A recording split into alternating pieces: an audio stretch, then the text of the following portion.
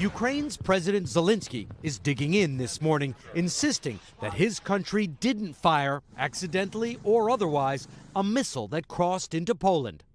I have no doubt it was not our rocket, he said. Asked about that, President Biden saying overnight, "That's not the evidence."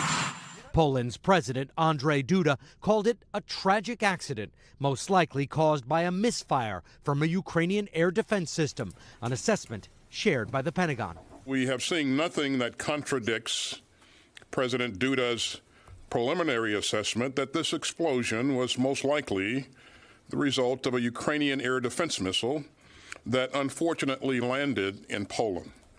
But the U.S. and NATO nonetheless blamed Russia for the incident, suggesting Ukraine was only using its air defenses after Russia had launched a barrage of missiles targeting Ukraine's infrastructure. Like this attack in Dnipro this morning. While we still don't know all the facts, we do know one thing.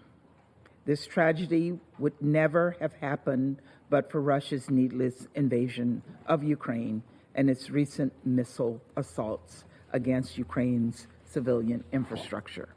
Russia quickly tried to capitalize on the confusion, accusing its enemies of whipping up hysteria.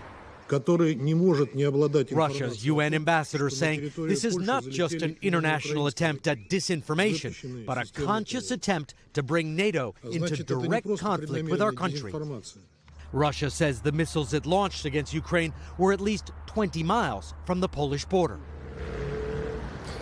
Well, much of the world's attention has been focused on this cross-border incident here in the city of Kherson, which was just recently taken back by Ukraine from Russian forces. They're still trying to figure out how damaging the Russian occupation was. And just this morning, I was at the Fine Arts Museum here, and I went in with the director. It was the first time that she went into her museum since the Russians were driven out, and unfortunately, the museum was looted. She says around 10,000 pieces, perhaps more, many of them paintings going back to the 17th century, were taken, that the Russians came in trucks, loaded up the trucks, and took them to Russian-occupied Crimea. Hoda? All right, Richard Engel for us there in Kherson. Richard, thank you.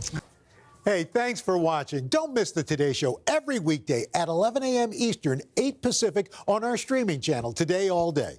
To watch, head to today.com/allday or click the link right here.